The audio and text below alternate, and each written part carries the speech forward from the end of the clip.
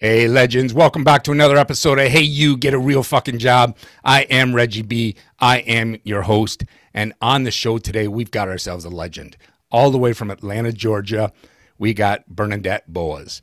And let me tell you about Bernadette. Bernadette is the CEO of Ball of Fire, Inc., which is comprised of two of her passion businesses, Ball of Fire Coaching, which is a business success and leadership growth company, and Ball of Fire Media, which is an entertainment production and publishing company. She's known as the Ball of Fire business success coach, speaker, podcast host of Shedding the Corporate Bitch, video host, and author of her personal memoir, Shedding the Corporate Bitch, Shifting from Bitch to Rich in Life and Business. Bernadette, welcome to the show. Thank you. Thank you. It's great to be here, Reggie. Hey, it's great to have you. I've been looking forward to this one. It was funny when I was kind of reading your bio and referring to, and I don't know if it was so much the corporate bitch. I'm thinking, well, you know what? I might have known a few of those, but it turns out you say that the bitch isn't actually a person. Right. So right. I'd like to learn a bit about that. Who's the bitch? Well, what I discovered in my own journey is, and when I discovered exactly why I lost everything back in late 2007, I went on a journey that I call my excavation of my soul. And I realized through that it was really my insecurities, my doubts, my fears, my intimidations, my feeling of unworthiness and not fitting in. That really is what caused me to lash out on the world and become a very ugly person. Okay. And so, as I was going through this self-discovery process and actually started writing my book, all of a sudden it just hit me. I'm like, a bitch isn't a person. A bitch is all the emotions and all the fears that cause them to kind of project themselves and in their behavior, their words, their actions in a way that is what typically people call bitchy or right. bullying or something to that effect. So Shedding the Corporate Bitch began as a person, but then by the time that even the book was published, I had learned and discovered about myself that, I wasn't a bitch. Right. I was just projecting in a very bad way all of my, inner junk. And that's what I call bitches. Right. Okay. So it seemed like you kind of, you had that aha moment while you're in the middle of it. Like you said, you thought you were the bitch. And then as you're writing your memoir and as you're learning more about yourself, which a lot of us really don't take the time to do, we don't really get to know ourselves on the deep level, right? Whether it's our personal values. And I think this may play a lot as to, what you found the bitch was. But it sounds like, does it relate a little bit to imposter syndrome? Because that's kind of what I'm hearing maybe a little bit is, the self-doubt, the not belief in yourself. Is that kind of mixed in there a little bit? It's a small degree. Okay. It's a small part of a bigger kind of onion of fears and insecurities and doubts and negativities that, when you peel it back, right. You say to yourself, okay, so why was I acting or behaving or using these type of words or attitudes towards somebody? It really wasn't the fact that I like tearing people down or being rude. It was more so I had to sit there and go, where's that coming from? Like, what is driving that? And so, when I say the excavation of my soul, I literally went back to like day one of my life. Right. And kind of moved forward, trying to understand the events and the experiences and the encounters that kind of cause certain emotions and certain, fears and bitches to kind of rise up. Right. And so it's just been a lot of self-discovery, is plain and simple. Right. Okay. And on that, you kind of segue in, and so we might as well go to it. Let's talk about your life before the corporate world and what led up to this path of discovery. We can go back as far as you want. Like you say, you started at day one. I don't know if we got that much time. We can maybe get the Coles Notes version of it. But, let's back up. Childhood, maybe what you wanted to be, high school, college, whatever you did, and then talk me about, because you spent 25 years in the corporate world, Right. And something happened there that led to this path of discovery. So kind of lead us up to that. Let's talk about a bit of the background. Okay. And so I don't forget, it actually started in college, my little transformation. But backing up from that, I am actually one of 12 children. Wow. Okay. Yes. And I'm a middle child. I have 6 brothers and 5 sisters. And why that's relevant is, and I had 2 parents for 52, 53 years before they both passed. Right. That were extremely loving and giving, and they allowed us to do anything we wanted, and they wanted us to be whoever it is that we wanted to be. And they, basically brought us all up to understand that whether you're a guy or a girl, you can be anything and go after anything that you want. My dad actually was in corporate for many, many years before he became an entrepreneur later in life, like in his 50s and 60s. And yet I was what would be called your milkman's daughter, your postman's daughter, meaning of all 12, I came out looking, sounding, acting, everything different, very different than my brothers and sisters. Oh, wow. They're all like, they're all, brown hair, freckled, and their stature and whatnot was different. And I came out, this blonde hair, blue eye, fair skin. Right. And my personality was just extremely different than all of them. So I was teased from a very early age, and this was like the earliest memory. Yeah. I had been teased from the earliest days to pretty much till my 20s, but about the fact that I was adopted. Yeah. And they would just do it in jest, like my brothers and sisters and friends and whatnot. Even adults, when we'd go out, and there'd be all 14 of us, and, a waitress or someone standing in line or whatever would be like, okay, you already have George and Mary. You already have all these kids. Why do you need to bring a friend along? Right. Yeah. And I realized, wait, they're talking about me. So that kind of caused me to embed a belief that I didn't fit in. Okay. Yeah. Because if it didn't fit into my family, then where do I fit in? Now, I did go to my parents or my mother specifically, when I was around 9 or 10, and she was in the back room doing laundry, and I'm crying. I'm like, Mom, am I really adopted? And am I not really a Boas and all this? And she's laughing, and innocently. Yeah. Yeah. And she's like, honey, honey, honey, honey, honey. One, who cares if you were, because, you're 1 in a million, but 2, you are indeed a Boas. And one day, as you're, grow into yourself, you'll see that, yes, you are a Boas. And that did happen, but it took till about my 20s to where then I did kind of grow into where the voice and the lips and the, just the characteristics were definitely Boas, so to speak. But that belief and that teasing went on into my 20s, from family and friends, high school, whatever. And for decades, it just kind of sat there, but it was deep, deep inside. Right. So when I graduated high school, being the middle child of 12 and being very different and very ambitious, I had always wanted to be a corporate executive. I wanted to be my dad. My dad would go off every morning in his suit and tie and briefcase.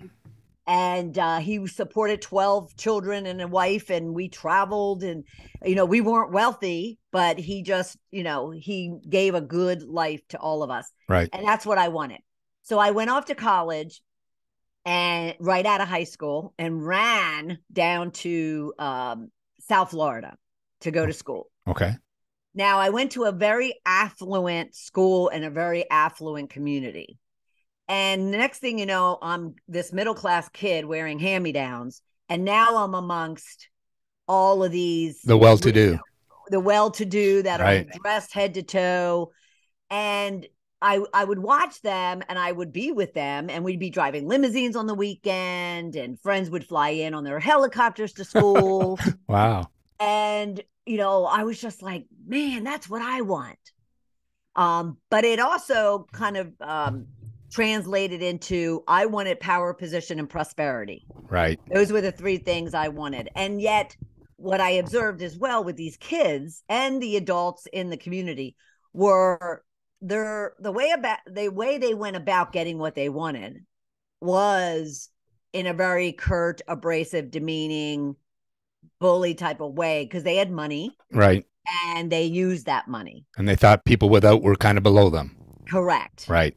And so even though I didn't agree with it and I knew it wasn't me, it wasn't my values, it wasn't who I was, I wanted power, position, and prosperity.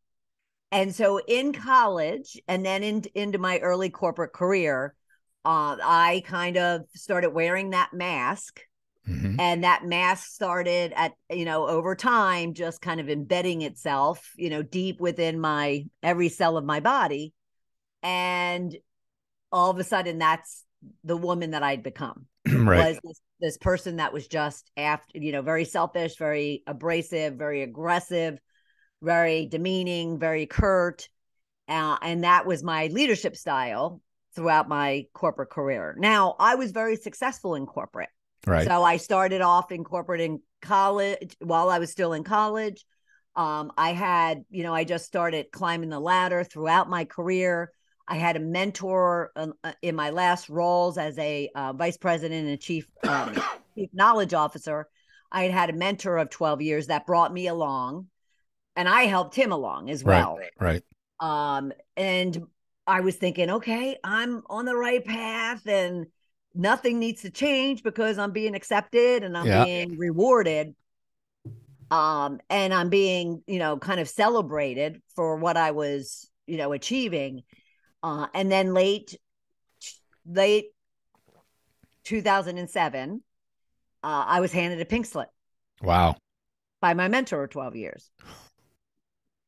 And so it was that morning, it was the Monday after Thanksgiving, that morning where, you've just had a long Thanksgiving weekend and you're a little, kind of hungover. Yeah.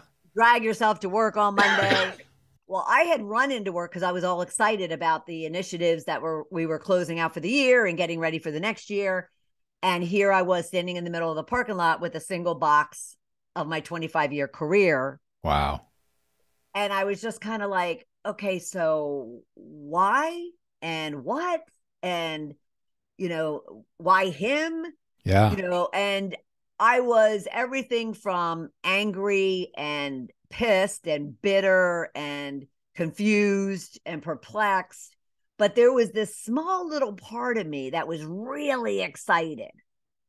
That kind of just was like, everything's going to be okay. This is your opportunity to go and, do and be whoever you want to be. Right.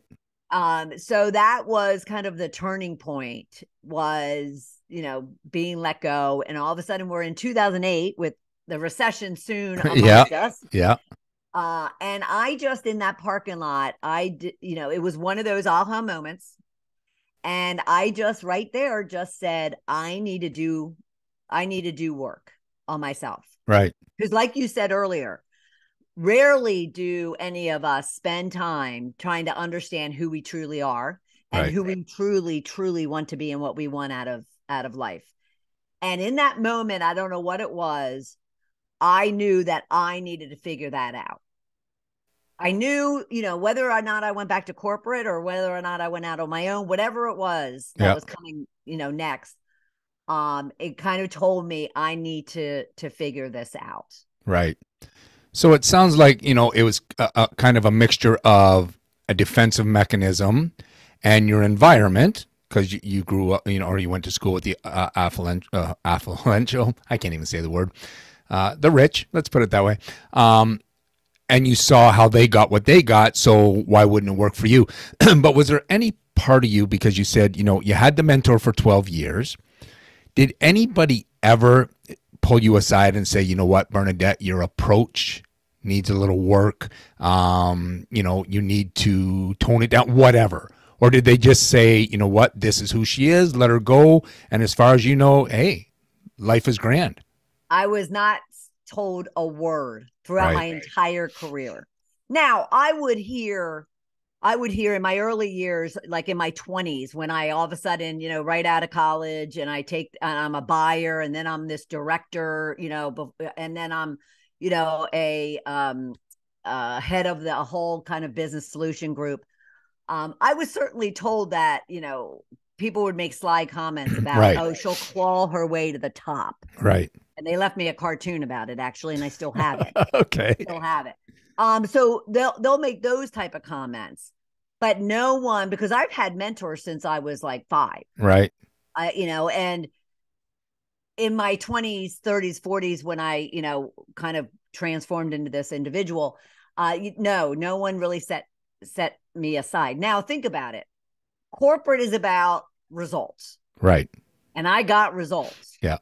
I didn't get them the way, most, servant leaders would want you to get results. Right. But the business didn't really care as long as I got the results. Right.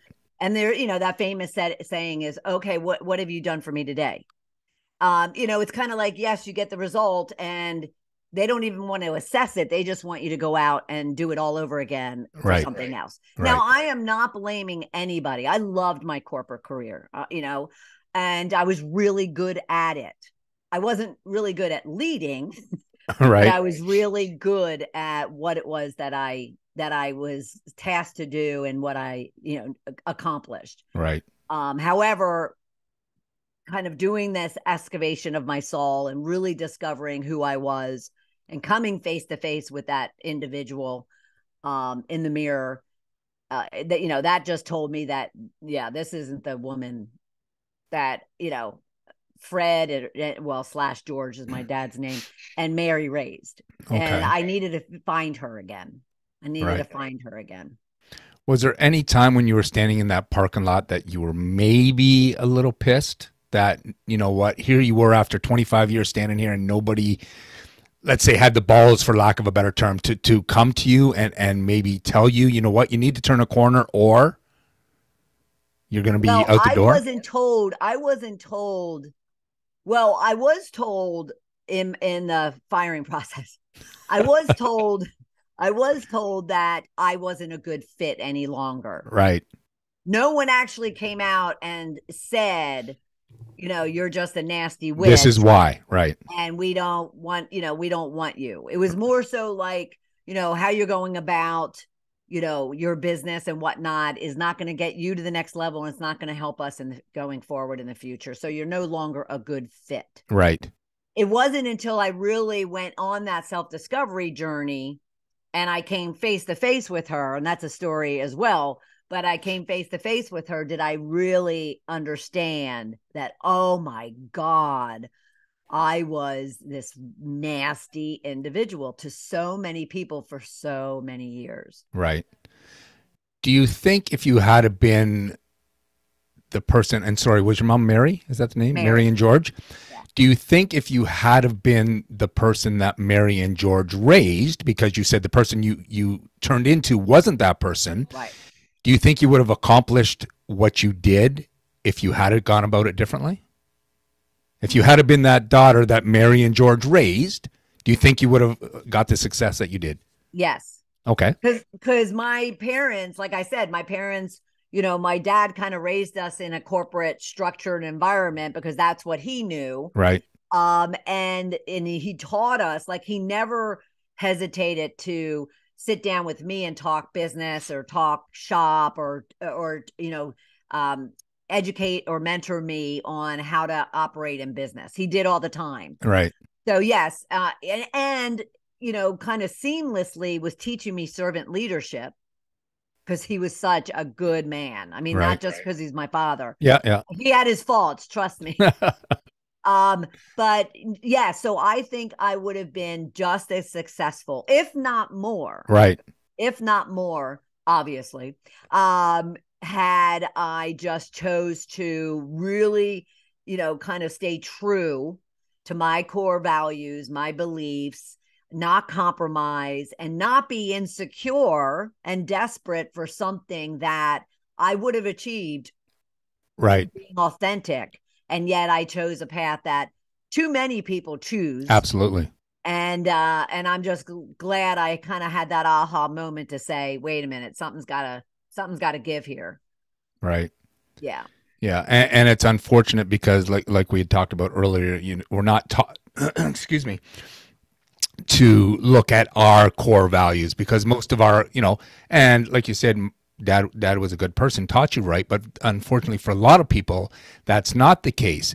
And we're told what our core values are going to be because this is what mom and dad believe, and this is what the church believes, and this is what your teacher believes.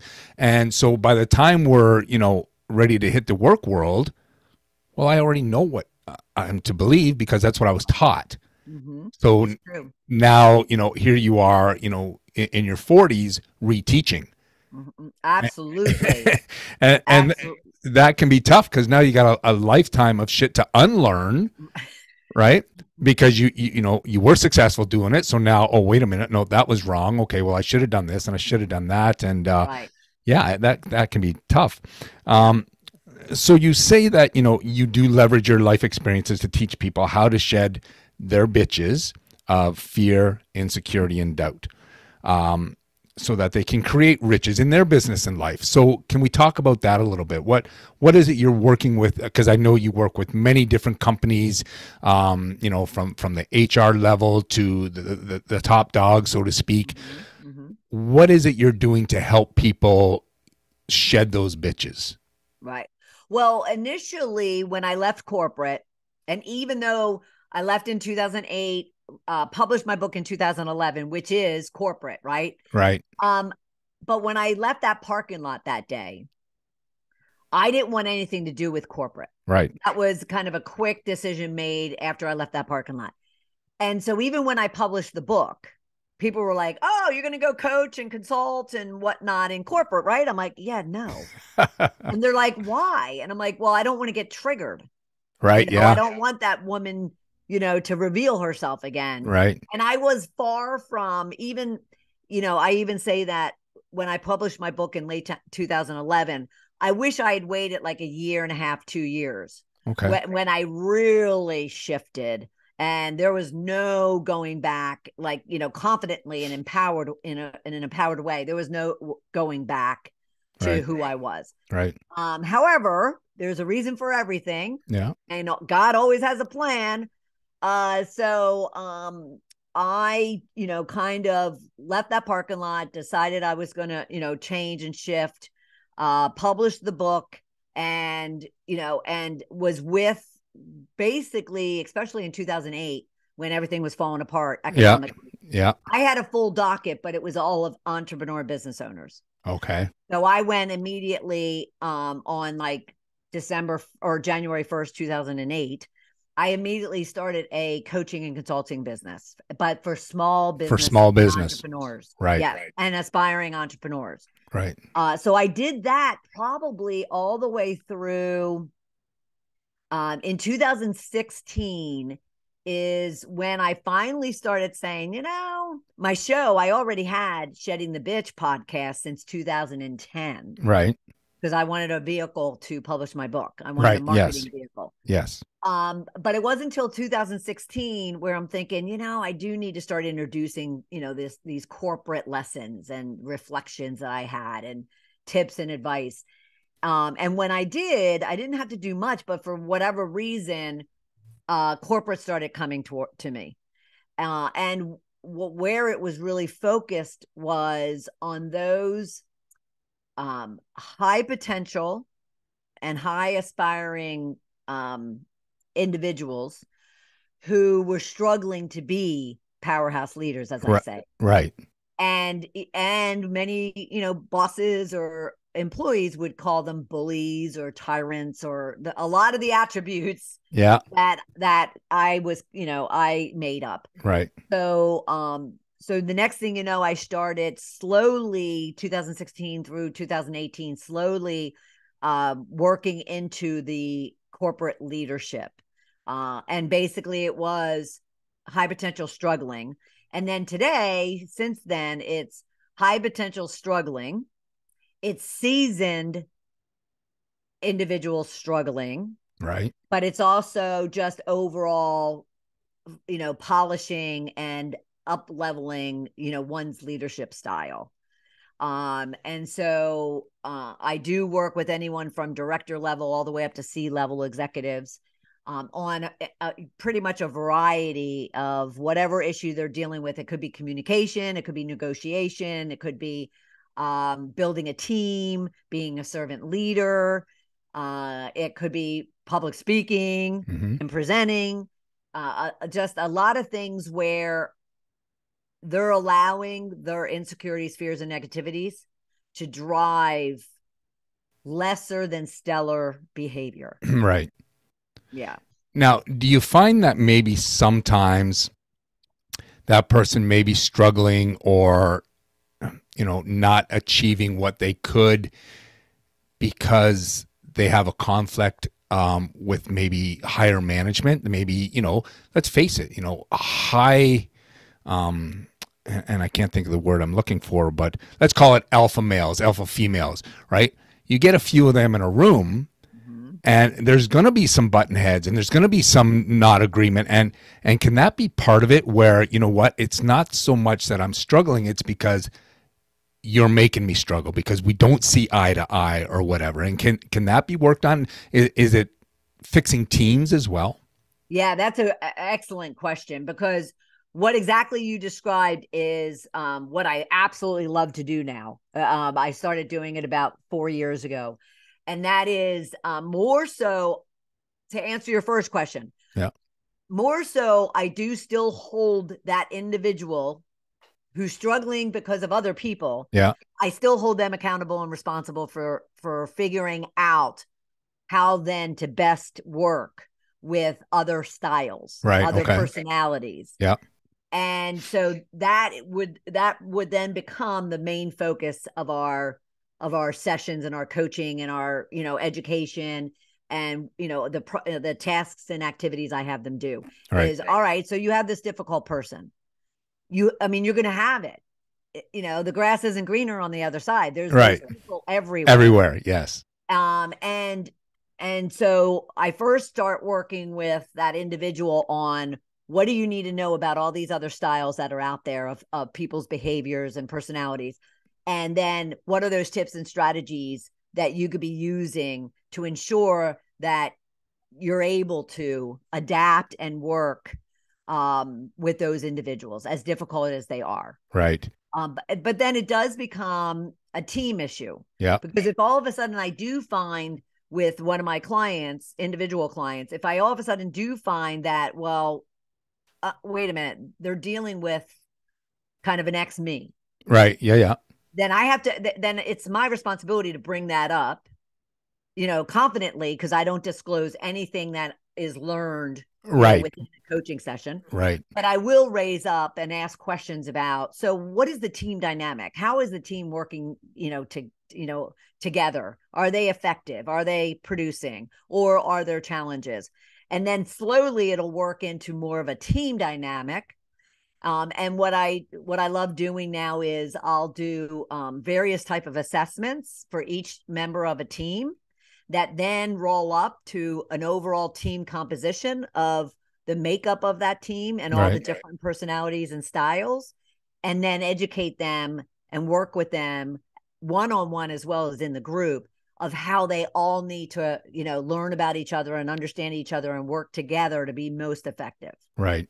And I imagine that can be sometimes a challenge to get different, makeups to become cohesive for the betterment of the team, for the betterment of the company, because really not everybody has that goal in the long run. And sometimes, like you say, if you can't learn to get along, maybe, like you say, yeah, the grass isn't always greener, but maybe you should be, moving to some different grass, because this just isn't going to work. Do you run into that? Do you run into the people who are just so bullheaded that it's just like, it's not me, it's them. Yeah. Right. Well, and you said it from this get-go. People don't look at themselves clearly. They don't have a really clean mirror that they're looking at. So they don't even, and this is when you need to be patient and I need to really be compassionate, is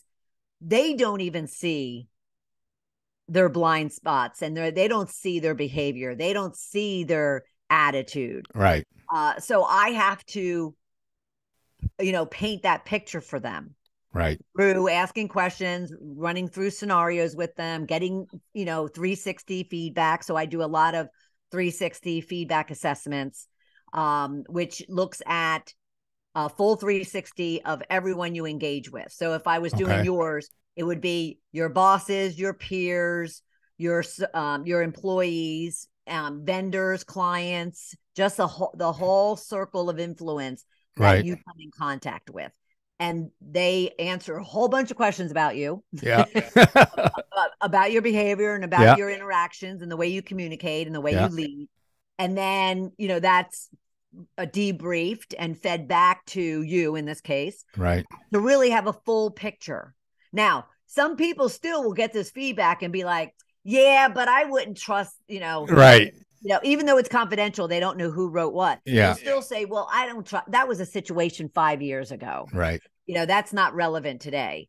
And so then I have to deal with that. I have to work that. Right. So yes, I mean, there comes a time where I actually will have a lot of influence on promotions or increases because their senior leadership will ask me, so, do you think this person's ready? For the next level? Do you think this person, is capable of, building and growing a team? Right. And I have to be very honest with them. Sometimes I'm like, no, with solutions, with right. So yes, it can. People are very complex. They really are. That's why I have 5 dogs around me, because they're so much easier to figure. Absolutely. Figure out than people. So and that's why I love it. Because I've learned so much about me and why I acted the way I did and why I used the words that I used and why I had the attitude and behavior. And when someone is projecting that to me, I know what it's all about. They can't fool me. And I tell them, I'm like, you can't fool me. I was you. Right.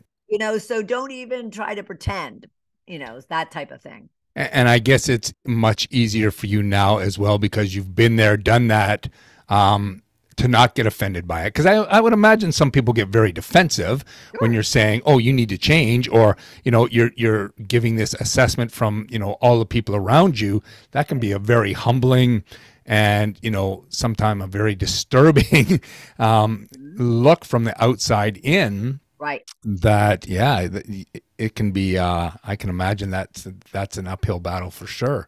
Well, and you have to be, there's that saying, meet people where they are. Right. And I didn't understand that saying for a really long time. Right. Until I really started doing all of this work about 7-8 years ago. And, I have to understand first that when they sit down to have that debrief, and there could be some ugly stuff that I had to share with them. Yeah. I have to understand that they could be totally oblivious. Absolutely. And that oblivious could turn into just insecurity and doubt about themselves. Right. Though some of them that have more narcissistic, more grandiose type of personalities. Yeah. They even need to have a little bit of wiggle room because they're just blinded because they're covering up. Everyone's behaviors and words and actions is a total projection of how they feel about themselves. Sure. So understanding that first is what I go in with. And so when someone does get defensive or someone deflects or someone projects, I kind of have to help them recognize why they're doing that. Right. Because it's masking something. Right. Yeah. And I imagine that, excuse me, I imagine that in itself could open up some old wounds that maybe people don't want to admit to or speak of. So yeah, I can see where you've got, your hands full and maybe with some people more than others because you don't know the background and why, like you said, why you become the way you are. Mm-hmm. Well, you don't know what caused that. And yeah, you may open up some old wounds in that they possibly aren't ready or, have the, excuse me, the tools to be able to deal with. Right. Well, especially in a business environment. Yeah. Especially from a business perspective, it'd be different. I don't consider myself a life coach, right? Right. I consider myself more business/leadership. However, everything is life. Absolutely. So there's life in there. But when they're sitting at their, in their own home office or at their office, they're not looking to get into their childhood drama. Right. But yet that's why people will say, God, you talk so much about your past. Like, you share so much about your past all the time. And I do it just so they see themselves in me. Right. And they recognize that if I'm open and willing to be so raw and brutally honest and self-deprecating in some ways, then they can too. Right. And so if I can share my ugly and my bitches, maybe they then would be, feel comfortable and safe with me to then reveal theirs. Right. Especially if they can see that there's a better path, yes. Down the road once you can face those demons, let's call them, so to speak. Right. Right. Now you mentioned something, and I'm just looking on my notes here because I wrote it down because it was something I really wanted to talk about, was perception. Something about people's leaders need to realize that people's perception is their reality. Right. And we need to learn to deal with that. Can you talk on that a little bit? Because I can remember, I was in a leadership position for a large company, and I butted heads with the management team, and probably because a lot of my walls that I put up in that and my defenses, so I come across a certain way. Just because that's how I protected myself. So, but I remember having that conversation about perception being people's reality. And I questioned it, and you can set me straight here, but should we allow that if they're wrong?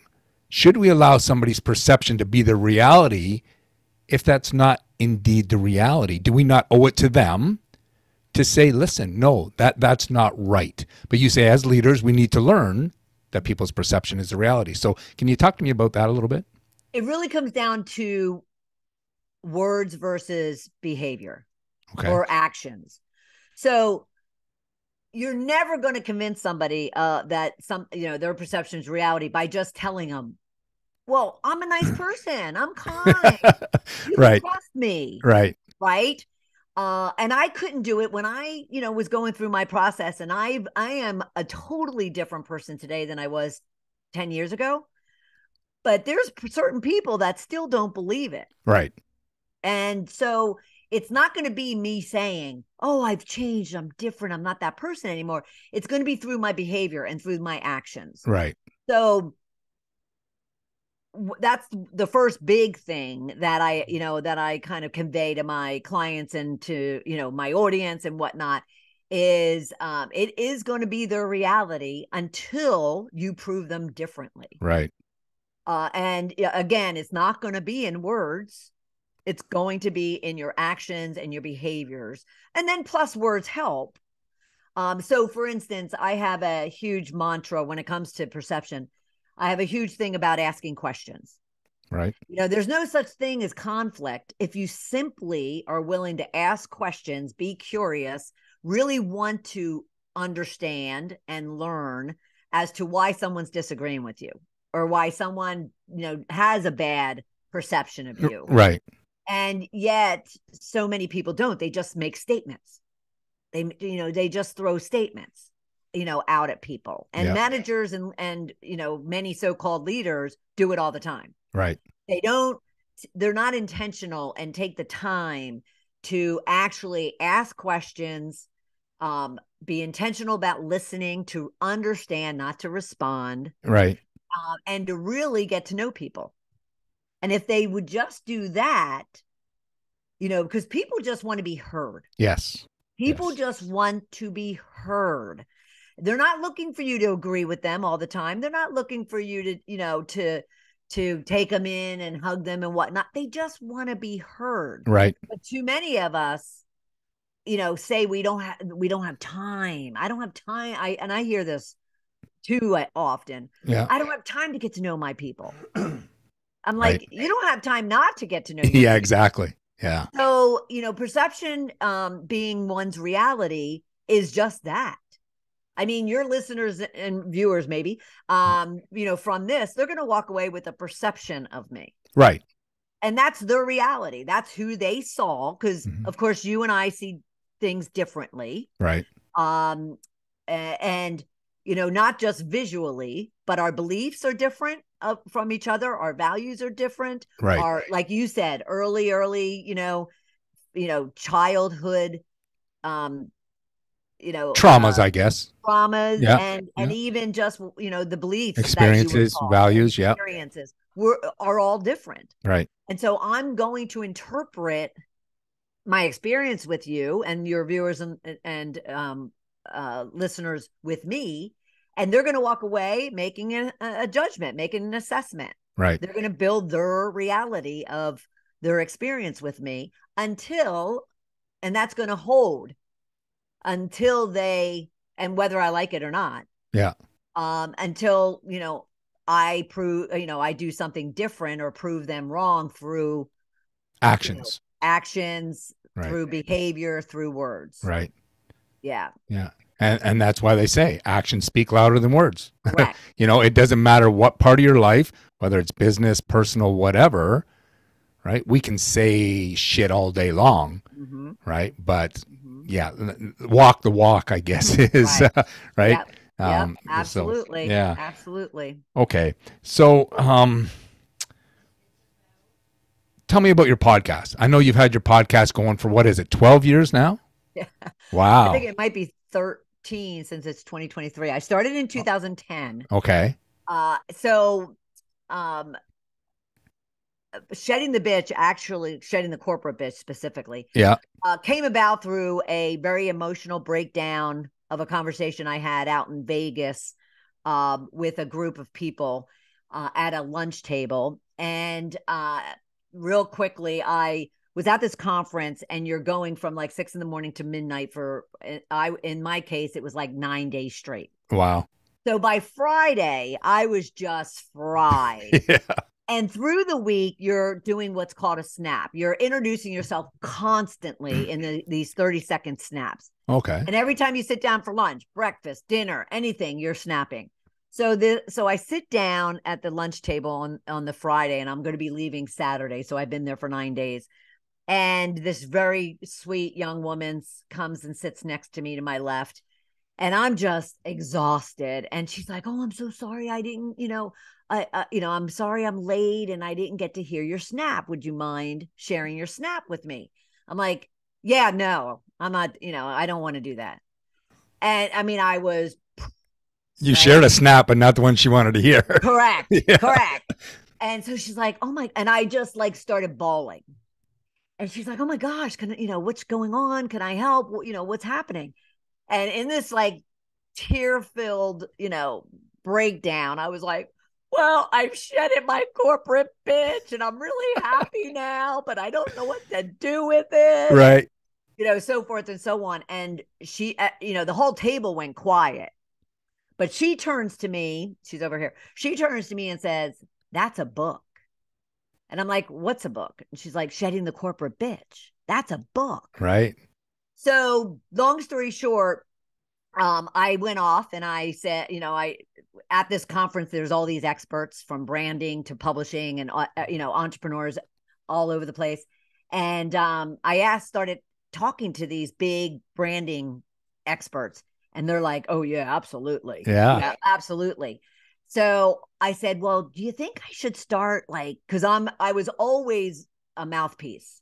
Okay. I'll just leave it at that. Right. I was always a mouthpiece. Yeah. I see promotion behind you or promote behind you.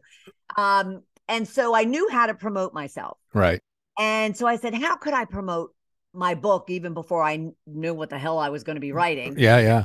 And they said, based on my story, for the next couple of days, they said, do a radio internet, it was called. Yeah, at that time. Radio. Yes, internet radio. Yeah. Now the show started in 2010 as a promotional marketing vehicle for the book. Right.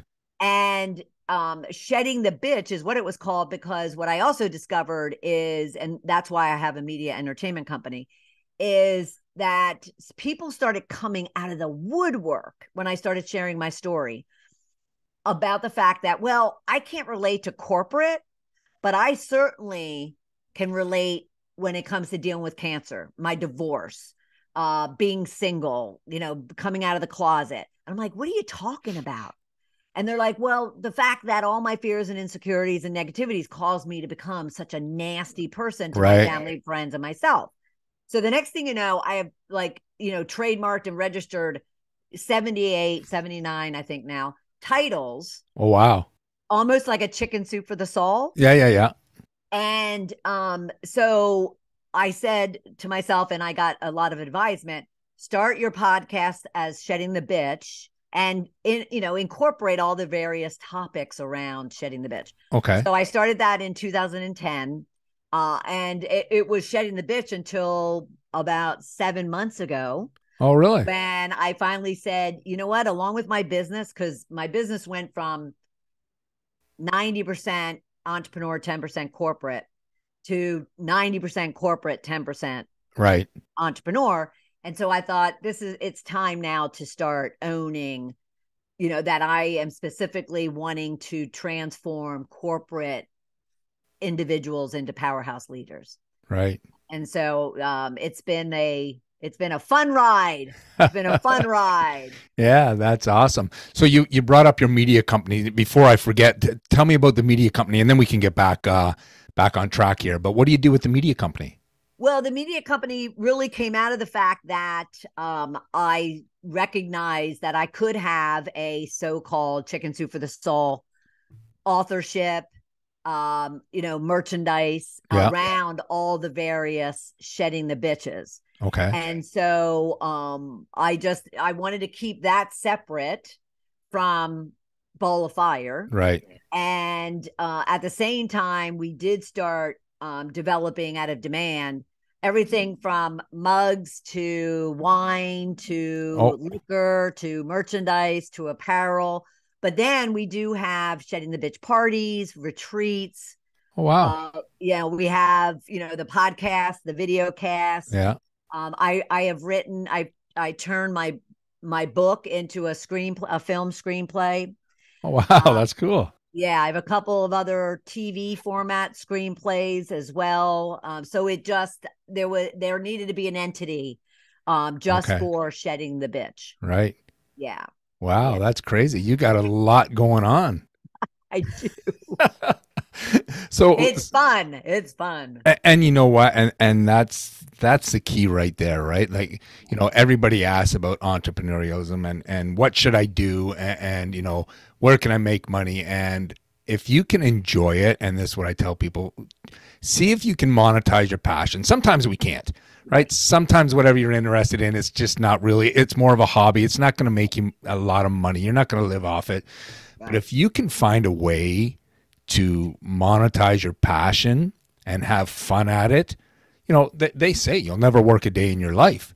And you will look up and it's like, holy shit, 12 hours just went by. Like, okay, we can do a couple more, because you just don't realize it. Yeah. So I've worked my ass off for a really long time, to the point where I just was mentally just exhausted and whatnot. Right. And I decided to step away and take a break. I didn't step away from work, but I just stepped away from thinking I had to do everything all at once. You know, that's that entrepreneurial journey people go on. Yeah. And when I did that, everything started falling in place. When I started really just niching, into like going from shedding the bitch, and raising money and, investors and whatnot, to then just shedding the corporate bitch and and really focusing all of my assets there, as well as Ball of Fire coaching, which is all around leadership and the mindset work that I have been doing.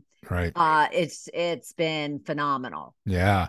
Now you just mentioned something there, and I'm going to touch on it because it wasn't a question I had thought about, but when you talked about, investors and stuff like that. So is this how you raise the money? Because a lot of people, are looking, and that's one of the questions we hear is, how the hell do I fund my business? Yeah. So I'm assuming we're talking about the media company here when you're talking about investors in that.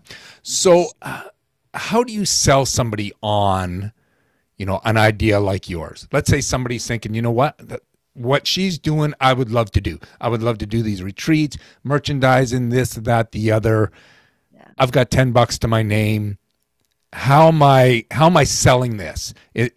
Is it you're selling? Is it the idea? Is it, are you writing business plans? And this kind of got away from where I was going, but I think it's good for people to kind of get that insight Sure. as to, and you know what, we can do a Cole's Nose. We don't have to drag it all out, but Right. But how did you make that approach? Well, again, as quickly as I recognized that I needed a vehicle to promote my book, Yeah. and I started the internet radio show. I also, because I am a pretty savvy business person. So I also recognized when I had people literally coming out of the woodwork around when I started talking about shedding the bitch and what I was doing there. And they were just like, what can I do to help you? I had a team of 24, 25 for about 4 years that none of them got paid. Wow. They just wanted to give me be a part of everything to be a part of it. Right. And so they were all telling me, and these were, kind of very influential people here in Atlanta, that you need to raise money to market and to brand and to really build this business. And I've had some significant individuals who have said, this is a movement and I want to be part of it. So very early on, hearing those to begin with, one, I just studied my living brain out in the library on how to pitch. Okay. And then I started inquiring on where do I go pitch? And then I'm the type of person that's like, okay, I might go and I might totally screw it up, but I'll learn from it. Yeah. And I'll just continue to, I believe in failing fast. So I'll just continue to work on it.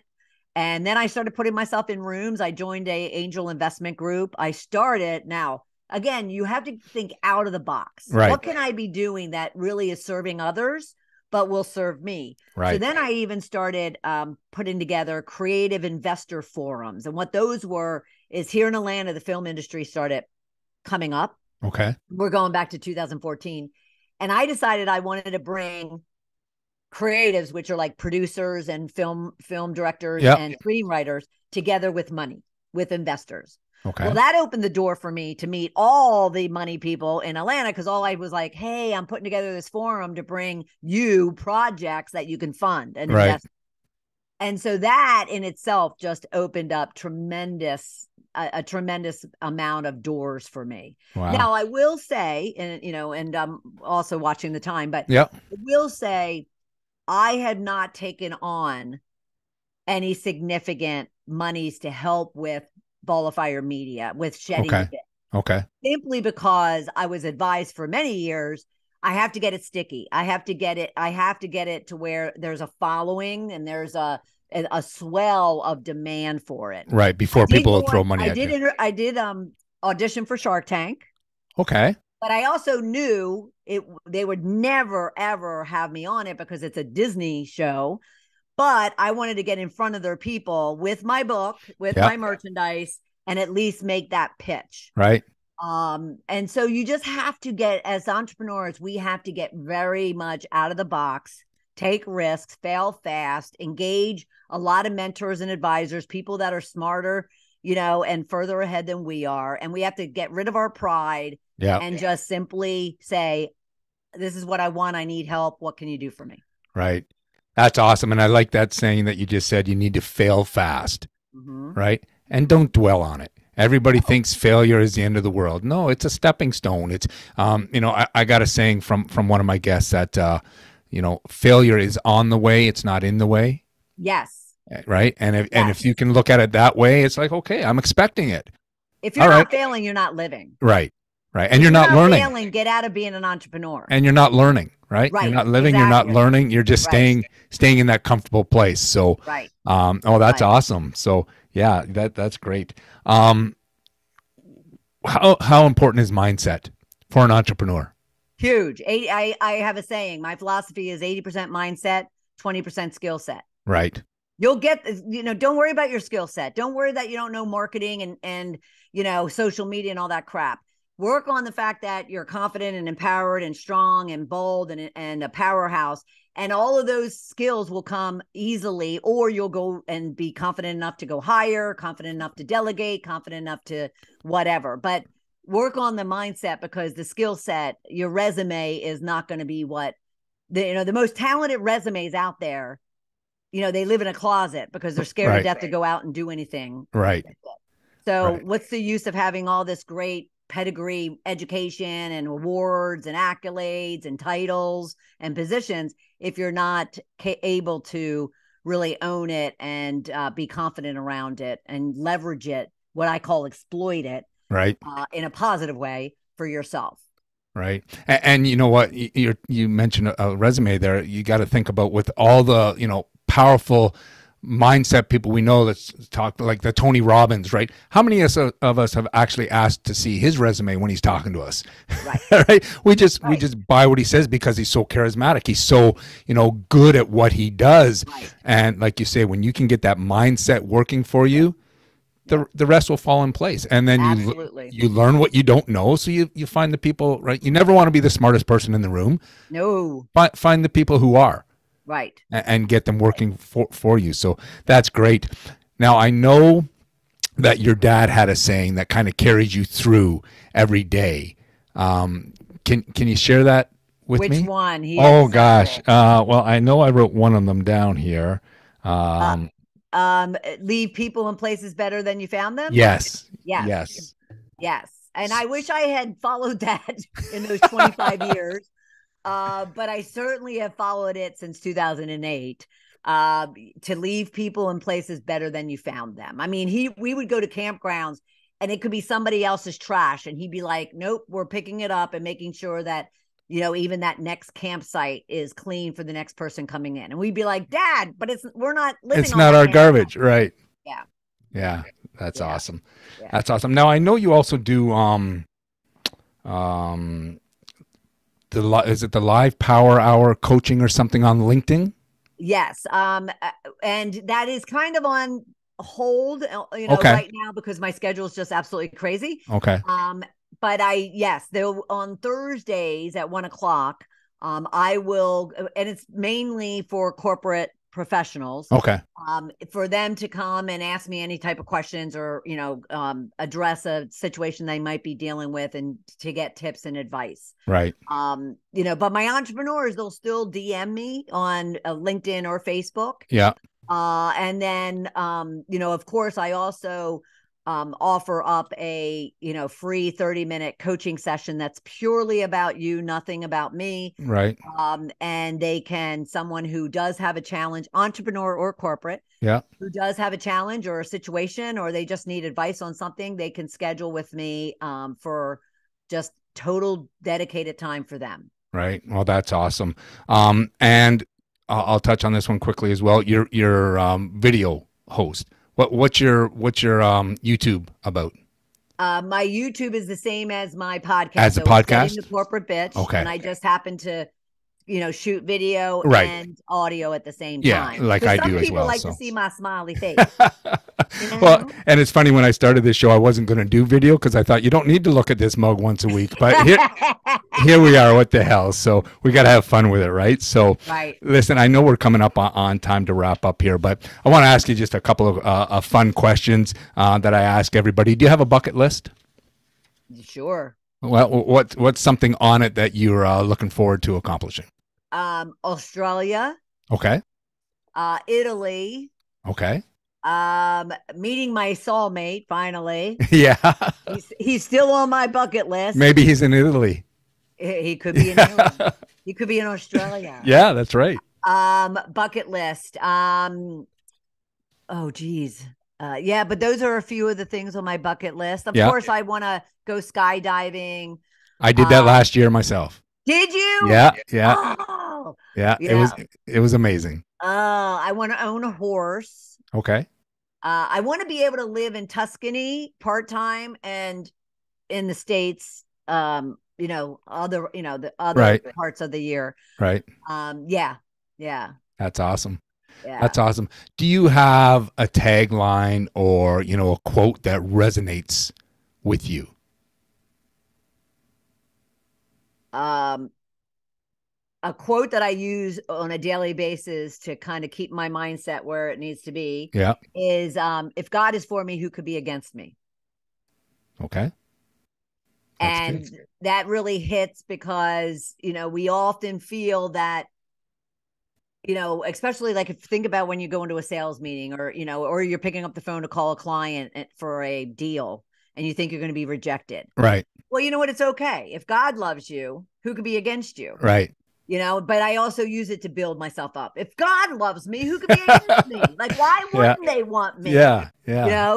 So I use that a lot to when I'm feeling stressed or alone, or I just, am doubting myself. Cause, even though we go through all this work on ourselves, it's not as if we're like this evolved individual. We still have our struggles. Right. Yeah. If you could give, one piece of advice to a new entrepreneur who's starting out, what would you say to them?